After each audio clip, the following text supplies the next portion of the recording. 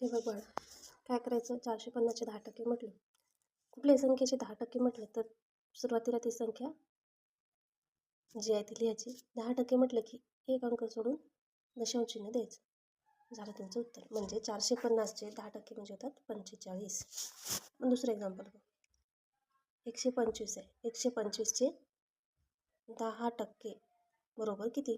काय करायचं? 125 आहे, एक अंक सोडून दशांश चिन्ह झालं म्हणजे 12.5 हे झाले याचे 10%. सुरुवातीला हे लक्षात ठेवायचं. आता हेच जर 125चा 1% विचारला, 125चा 1% विचारला तर काय करायचं? 125 जशाला तशी लिहायचे. 10 म्हटलं की एक घर सोडून दशांश चिन्ह द्यायचा आणि 1% म्हटलं की 2 घरं सोडून दशांश चिन्ह द्यायचं. हे झालं त्या संख्येचा 1%, 1.25. आलं लक्षात? समजा आता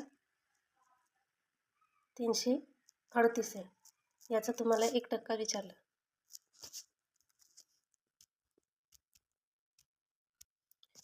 समजा 338 आहे. 338चे 1% म्हटलं तर काय करायचं? 338 जशाला तशी लिहायची. 2 संख्या सोडून दशांश चिन्ह द्यायचं. हे झालं याचं 1%. हे लक्षात ठेवायचं. 1% काढता आला तर तुम्हाला कोणतेही टक्के काढता येतील. बघा आता काय दिलं? 450चे 12%.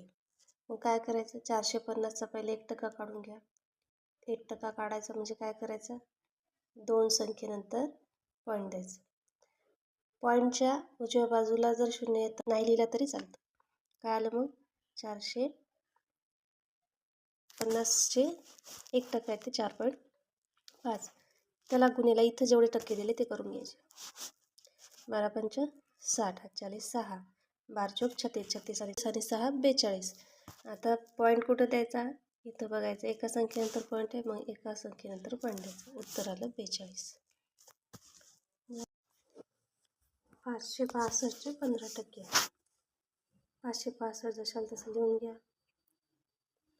त्याचा 1% म्हणजे 2 संख्येनंतर पॉईंट द्या. गुन्हेला इथं जेवढे टक्के दिले ते करायचे. गुणाकार करा. 15×5 15×5 75.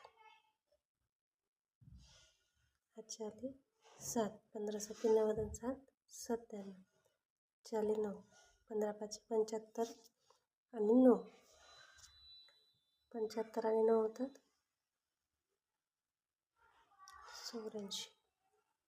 आता 2 संख्येनंतर दशांश चिन्ह. 1 2 संख्येनंतर उत्तर आलं 84.75. हे झालं तुमचं उत्तर.